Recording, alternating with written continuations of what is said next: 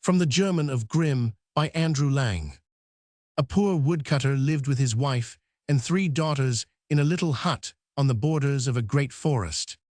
One morning, as he was going to his work, he said to his wife, "Let our eldest daughter bring me my lunch into the wood, and so that she shall not lose her way, I will take a bag of millet with me and sprinkle the seed on the path." When the sun had risen high over the forest, the girl set out with a basin of soup, but the field and wood sparrows, the larks and finches, blackbirds and green finches had picked up the millet long ago, and the girl could not find her way. She went on and on till the sun set, and night came on. The trees rustled in the darkness, the owls hooted, and she began to be very much frightened. Then she saw in tile distance a light that twinkled between the trees. "There must be people living yonder," she thought, "who will take me in for the night," and she began walking towards it. Not long afterwards, she came to a house with lights in the windows. She knocked at the door, and a gruff voice called, "Come in." The girl stepped into the dark entrance and tapped at the door of the room. "Just walk in," cried the voice, and when she opened the door, there sat an old gray-haired man at the table. His face was resting on his hands, and his white beard flowed over the table almost down to the ground. By the stove lay 3 beasts, a hen, a cock, and a brindled cow. The girl told the old man her story and asked for a night's lodging. The man said, "Pretty cock, pretty hen, and you pretty brindled cow, what do you say now?" "Ducks," answered the beasts, and that must have meant, "We are quite willing," for the old man went on, "Here is abundance, go into the back kitchen and cook us a supper." The girl found plenty of everything in the kitchen and cooked a good meal, but she did not think of the beasts. She placed the full dishes on the table, sat down opposite the gray-haired man, and ate till her hunger was appeased. When she was satisfied, she said, "But now I am so tired, where is a bed in which I can sleep?" The beasts answered, "You have eaten with him, you have drunk with him, of us you have not thought, sleep then as you ought." Then the old man said, "Go upstairs, and there you will find a bedroom, shake the bed, and put clean sheets on, and go to sleep." The maiden went upstairs, and when she had made the bed, she lay down. After some time, the gray-haired man came, looked at her by the light of his candle, and shook his head, and when he saw that she was sound asleep, he opened a trapdoor and let her fall into the cellar. The woodcutter came home late in the evening, and reproached his wife for leaving him all day without food. "No, I did not," she answered. "The girl went off with your dinner. She must have lost her way, but will no doubt come back tomorrow." But at daybreak, the woodcutter started off into the wood, and this time asked his second daughter to bring his food. "I will take a bag of lentils," said he. "They are larger than millet, and the girl will see them better and be sure to find her way." At midday the maiden took the food, but the lentils had all gone. As on the previous day, the wood birds had eaten them all.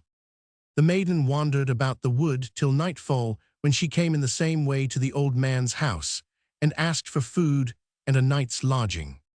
The man with the white hair again asked the beasts, "Pretty cock, pretty hen, and you pretty brindled cow, what do you say now?" The beasts answered, "Ducks," and everything happened as on the former day. The girl cooked a good meal, ate and drank with the old man, and did not trouble herself about the animals. And when she asked for a bed, they replied, "You have eaten with him, you have drunk with him, of us you have not thought. Now sleep as you ought." And when she was asleep, the old man shook his head over her and let her fall into the cellar. On the 3rd morning, the woodcutter said to his wife, "Send our youngest child today with my dinner. She is always good and obedient, and will keep to the right path and not wander away like her sister's idle drones." But the mother said, "Must I lose my dearest child too?" "Do not fear," he answered, "she is too clever and intelligent to lose her way. I will take plenty of peas with me, and strew them along. They are even larger than lentils, and will show her the way." But when the maiden started off with the basket on her arm, the wood pigeons had eaten up the peas, and she did not know which way to go. She was much distressed, and thought constantly of her poor hungry father and her anxious mother. At last, when it grew dark, she saw the little light, and came to the house in the wood. She asked prettily, if she might stay there for the night, and the man with the white beard asked his beasts again, "Pretty cock, pretty hen, and you pretty brindled cow, what do you say now?" "Ducks," they said. Then the maiden stepped up to the stove, where the animals were lying, and stroked the cock and the hen, and scratched the brindled cow between its horns. And when at the bidding of the old man she had prepared a good supper, and the dishes were standing on the table, she said, "Shall I have plenty, while the good beasts have nothing? There is food to spare outside, I will attend to them first." Then she went out and fetched barley, and strewed it before the cock and hen, and brought the cow an armful of sweet-smelling hay. "Eat that, dear beasts," she said, "and when you are thirsty, you shall have a good drink."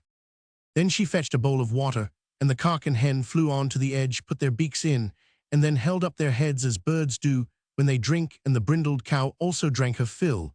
When the beasts were satisfied, the maiden sat down beside the old man at the table, and ate what was left for her. Soon the cock and hen began to tuck their heads under their wings, and the brindled cow blinked its eyes, so the maiden said, "Shall we not go to rest now?" "Pretty cock, pretty hen, and you pretty brindled cow, what do you say now?" The animals said, "Ducks. You have eaten with us, you have drunk with us, you have tended us right, so we wish you good night." The maiden therefore went upstairs, made the bed, and put on clean sheets, and fell asleep. She slept peacefully till midnight, when there was such a noise in the house that she awoke. Everything trembled, and shook. The animals sprang up, and dashed themselves in terror against the wall. The beams swayed, as if they would be torn from their foundations. It seemed as if the stairs were tumbling down, and then the roof fell in with a crash. Then all became still, and as no harm came to the maiden, she lay down again and fell asleep. But when she awoke again in broad daylight, what a sight met her eyes! She was lying in a splendid room, furnished with royal splendor. The walls were covered with golden flowers on a green ground, the bed was of ivory, and the counterpane of velvet, and on a stool nearby lay a pair of slippers studded with pearls. The maiden thought she must be dreaming, but in came 3 servants richly dressed, who asked what were her commands. "Go," said the maiden, "I will get up at once, and cook the old man's supper for him, and then I will feed the pretty cock and hen and the brindled cow." But the door opened, and in came a handsome young man who said, "I am a king's son, and was condemned by a wicked witch to live as an old man in this wood with no company, but that of my 3 servants, who were transformed into a cock, a hen, and a brindled cow. The spell could only be broken by the arrival of a maiden who should show herself kind not only to men, but to beasts. You are that maiden, and last night at midnight we were freed, and this poor house was again transformed into my royal palace." As they stood there, the king's son told his 3 servants to go and fetch the maiden's parents to be present at the wedding feast. "But where are my 2 sisters?" asked the maid. "I shut them up in the cellar, but in the morning they shall be led forth into the forest, and shall serve a charcoal burner until they have improved, and will never again suffer poor animals to go hungry."